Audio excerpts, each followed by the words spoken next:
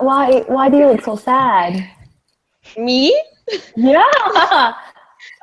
It's just really cold in my room. Okay, so Abby has a checklist of what they need to talk Don't tell about. everyone. Well, at least we know how to start the conversation. We won't be going, okay, where do we start? Okay, so you start. I already started the broadcast.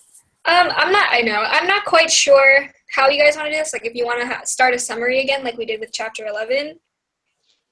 Otherwise, I was just going to go straight towards what do you think the theme was? Let's just go straight into it. Okay, so I had a hard time figuring this out when I read the story because, I don't know, I'm kind of dumb. Trying to connect the theme to the story and the title. Yeah. What do you guys think the overall lesson of this was? I think it's like very ironic, the entire thing. Yeah. It's like, I feel like throughout the entire story, like, you never really find out, like, you never really see an example of what a good man is. The point of the title. And then the theme, I feel like, has a lot to do with the very end. And I feel like the theme is just that you should always be, how do I explain it? It's like, you can see it on the last page, page 15, where the misfit said, she would have been a good woman if it had been somebody there to shoot her every minute of her life. Am I losing a page? Oh my God. It's the last page. I feel like it just means that you should always be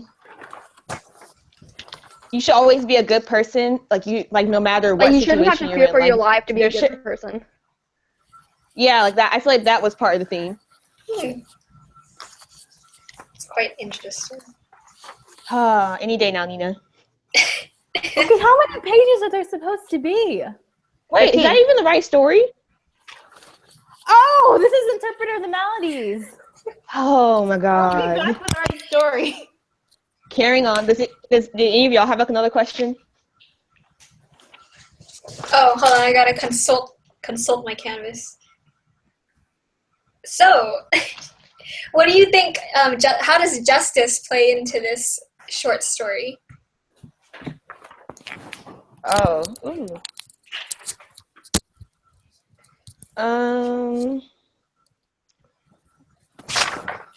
Okay, Nina, we're on a new question now. Wait. No, I actually had something to say about, like, the theme, like, the name of the book. We'll go back. So, like,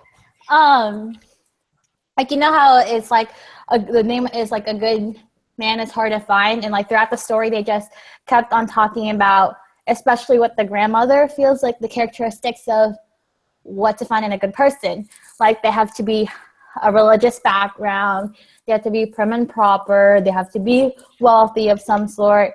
But, like, I find it, like, ironic, really, in the end, how, like, despite the fact that she believes that she herself is a good person, like, what her construct of what a good person is was completely different from the misfit, because the misfit didn't even see her fit as a good person. Like, she only saw her as a good person near her, like, ending moments when she was about to die and she was held at gunpoint, you know?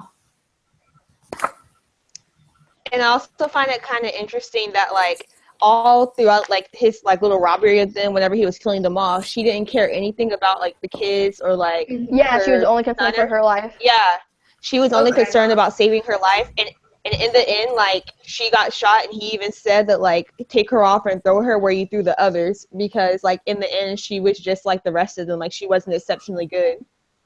Yeah, and then what else is ironic is because from the very first page, really, she's talking about how the misfit is out and they can't have to avoid it, and how she wants to go to Tennessee, and then she got the house in Georgia mixed up with Tennessee, and then they end up running into the misfit, and just the entirety of it all is just like the epitome of irony. Like, it was ridiculous. That's a really good catch.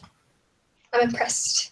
Thank you. I mean, like Alexis said, when, like, they threw him all in the same pit, do you think, like, it kind of symbolizes in a way that despite the fact that people have different, like, beliefs and ideologies of what constitutes as a good person, in the end, when we die, we're all just going to be, like, the same, you know? Like, we're all going to be going to one place. Like, we're not special from one another. Yeah, because no one's good when they're dead. Oof. Because they're dead. That's why they're not good. They're jaded. So, what's next? What was the question you had asked Abby after Nina left? Oh, I was going to say, how does justice tie into all of this? Or does it even? I feel like there's kind of a sense of justice in the fact that the grandmother got what was coming to her in a sense. Mm-hmm. And like the entire family was kind of like screwed up. So I feel like that was a sense of justice. But at the same time, the misfit hasn't faced justice himself because at the end of the day, he's still a murderer. Yeah. I'm sorry, but with the sense of justice, do you feel like there's a sense of justice of how the family, in a way, like, I know it's like an extreme punishment, but like the family members, they kind of got a punishment because of how they treated their grandmother like crap. Like, the kids just like backtalked all the time. Kids, oh my god. June Star. June Star, exactly. And like the father, like, he wouldn't even acknowledge his mom like throughout the story until he was like he yelled at her that he'll be back. Like, the robbers. No, like the robbers like heard it and like they felt bad for her. Like, do you think that in a way like they deserved it, or like was that too extreme justice wise? Because they treated her like crap, in my opinion. They did, but at least June Star went out like an OG. Like, she came in talking crap and she went out talking crap. Like, he reminds me of a pig. Dang. How do y'all feel like the chapter 11? How do y'all feel like the chapter 11 ties into this?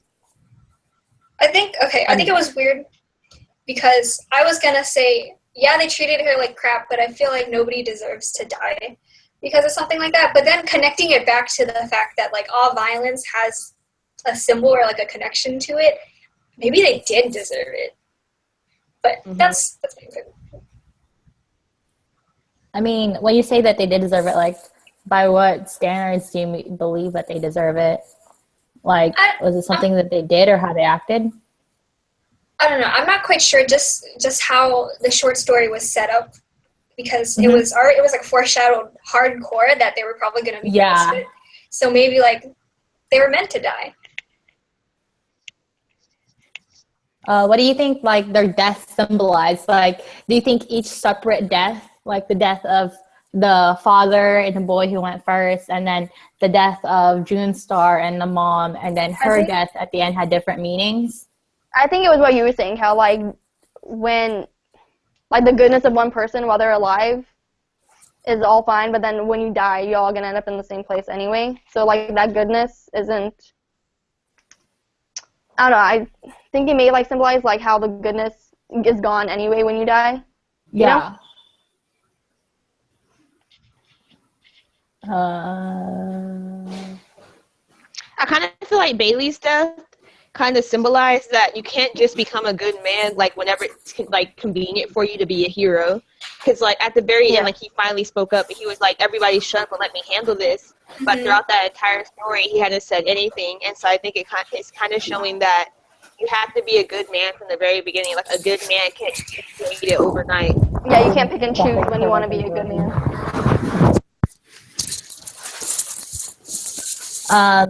Like, I definitely agree, but what do you think, like, the death of, like, do you think the death of their children is justified, or was, like, do you think that's too extreme? Or, like, the mom who hasn't done anything, like, throughout the whole entire story? Well, the mom didn't even have a name, so, I mean... Oh, did she not? Yeah, she was, like, the birth referring to her as the children. Like that. No, yeah, it just keeps referring to her as the children's mother. You're so irrelevant. You're so irrelevant, you don't even have a name. Poor girl. Yeah, so I think with, like, the death of the mom, like, she was already dehumanized from the first page when it only referred to her, the entire story, as the children's mother. So I don't think her death had as big of an impact, you know? Just because you couldn't ever connect with her. Because you didn't even know her name. What about June Star? Because June Star definitely got way more, like, dialogue than... Yeah. what do you think like June Star's death was supposed to symbolize? Like if you're rude to your elders, you'll get killed, or like what? What do you think No, I it mean that's symbolized? pretty extreme, but Yeah. I feel like June Star is just the result of like crappy parenting. Like her yeah, like they father were wasn't so a good passive. man. Yeah, like her father wasn't a good man. Her mom was just irrelevant, and like she was just the product of like horrible parenting. And I feel like that maybe has something to do with her death. Yeah. Yeah, like she had no boundaries, so she didn't know when to stop. Yeah. Even when she like, I don't know, if I was a kid her age, I would have figured out I was about to die when I just heard gunshots happening. But she was still rude. She was still really rude. And like even when June Star was like high key about to go get shot, like the grandma didn't even care. Like Yeah, the like grandma I feel kept like saying. that says like a lot about their family. Yeah. Well, then even the grandma was like, "You wouldn't kill like a lady, would you?" But she didn't. Even, she was only referring to herself, not even the wife or like the in that daughter. time, she was just occupied with herself. She was like a lady, but she wouldn't care about my grandchildren or like a mother, you know. Yeah, and then that Which is is also also like the kind same of thing as. interesting. What were we saying? I was like, it's also kind of interesting because from the very beginning, you can see that like she doesn't see the children's mother as a lady because like of how she was dressed and like how she carried herself. Yeah. Mm-hmm. But then it even. Oh, sorry. Keep going. No, I was gonna say it even goes in with what Alexis was saying of how Bailey he like picked and chose when to be a good man, because she didn't like decide to be like a good person until the end when she was about to die, and that's when she was like, oh my god, like I'm religious, like you wouldn't kill me, would you? Like, so like it's the same thing how she just kind of like used it at her convenience rather than just overall had been a good person her entire life. Yeah. Okay, and like on page 14, whenever like right before she dies, when she's saying, "You're one of my babies, one of my children," why do you think like that's the line that sets him off? Like that's like the final thing that like makes him shoot her. Like, do you think that carries any significance? I mean, like one of my annotation notes on here was like I underlined it and I said that she said that because he's like off, well, like not in like a strict religious follower, but he's a person who believes in Christianity in a way, but he questions it. So that's what I thought, like he believed that he was a children, if that makes any sense, because they're both like comes from the same God, but unlike her, who just like follows it without any questioning, he's the one that's questioning, you know, everything about God, like about Jesus and all that, if that makes any sense. And like, do you think that like this story has any message about like Christianity? Because a few paragraphs before that, they're talking about Jesus, and like once Jesus comes up, it's when like he really starts to become angry. I mean, I definitely feel like there's things about Christianity and like religion. Like, I feel like one of the most like biggest topics about religion is about like how devout one can be, like whether you're just like a mindless follower who just follows it without any questioning, like the grandmother, and like someone like the misfit who, they acknowledge God, but they also acknowledge. They want more meaning to it. Yeah, like they have more meaning to it. I know that. Let's see. Did you seriously just yawn like that? Like I know it was like earlier on. She's like, my parents always knew like I was different. Like I can't find the page, but there was a page where he's all like, my parents always told me that I was different. Yeah. He said, my daddy said I was a different breed of dog from my brothers and sisters. And it's because, like he said, it's some can live their life out without asking about it. And he said that he's a ladder of them, like who questions every single thing about life and especially about religion. So I feel like the ending part has a lot to do about like religion and whether like you're truly devout followers, like who questions like God and like his reasoning for it, or you just mindlessly follow it because it's been passed down throughout your traditions, you know? So do you think the fact that the misfit is one of the followers that questions like religion and everything around him, do you feel like that is what makes him a good man? Well, I mean, he can't like follow Christianity that much if he's a serial killer. So I mean, but I think he is more on the side of questioning. So I'm not sure if like, cause his dad is like, since he's a different breed or whatever, how if like his parents and his siblings were like the mindless followers, and if the grandma's like attempting to tell him to like pray and stuff because she's a mindless follower, if that's like making him go back to his childhood of when he was just told to like do and pray and stuff instead of like questioning everything. And I'm not sure if that's like why he started getting like more emotional and stuff, you know? Yeah.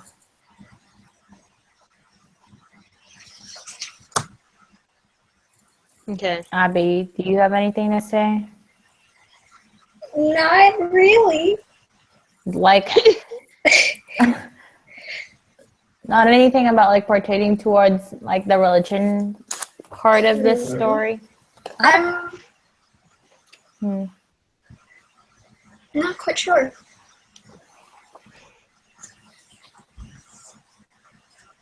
I had a question I was going to ask. Oh, I had a question. Like it was on page 15, right after the misfit just killed the grandma.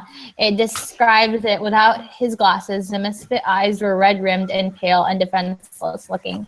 So he's a person that has not only killed a father, a mother, an infant, and 2 young kids, but he's also killed his own dad. What do you think that he, like, unlike killing all these other characters, just like, or not killing him themselves, but ordering others to kill him, that out of everyone, he reacted this way to the grandmother?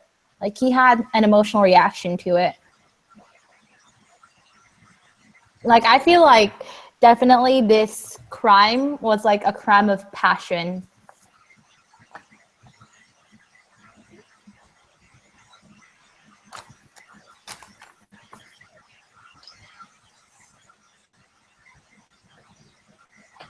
I'm not sure so much if it was like definitely like a crime of passion. I think there was probably some like incorporated into it just because he seemed to have like a bad reaction, I guess, to the whole religion portion.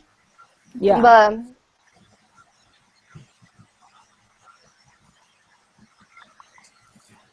Oh, okay. I'm back. Oh, yeah, we know. I didn't know you left. When you just drop, I don't really mind it because I know you're going to pop back up again. But, like, she's frozen now.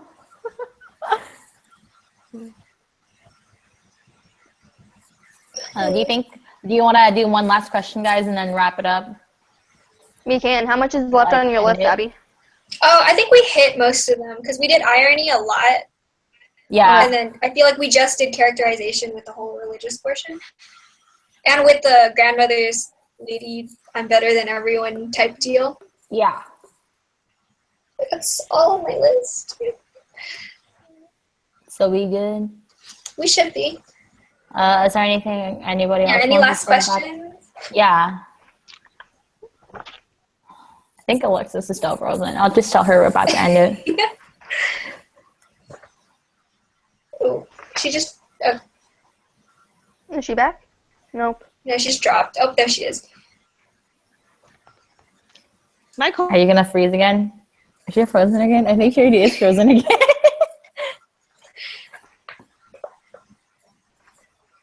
So is there any last questions, Jaden, Abby? So what did you guys think of him? Did you like him? The misfit? Him being the misfit? Yes. I mean, yeah. Like, I don't know. I thought it was very weird because I felt like, yes, he's a serial killer, but I felt like he was sort of like a polite serial killer. Yeah. Like, I mean, he killed people, but he was, like, being bashful that he wasn't really sure Yeah, he's like, I'm sorry. Which is then just really weird how she like is offering her son, her now dead son's clothes to him. Mhm. I mean, I feel like I like the Misfit because he questioned a lot of things. Mhm. Like, he kind of brought out the side of the grandma of how she should truly be, even though, like, she killed him off, you know? But, like, he tried, like, I feel like he is a serial killer, but he's kind of like a justice serial killer. Like Dexter. You think? Yeah, like Dexter, but Like not like low-key for like Dexter. criminals. But he's Or like bad- a Dexter. Although, I don't know if it's so much as Dexter, because, I mean, he's still just killing, like, random people that he found stranded on the side of the road.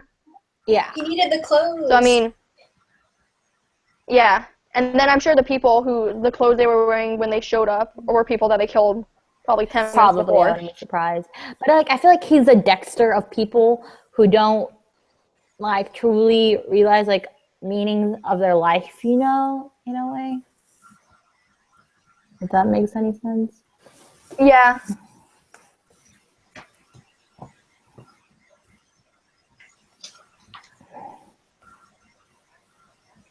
You guys want to end it here? Sure. We can.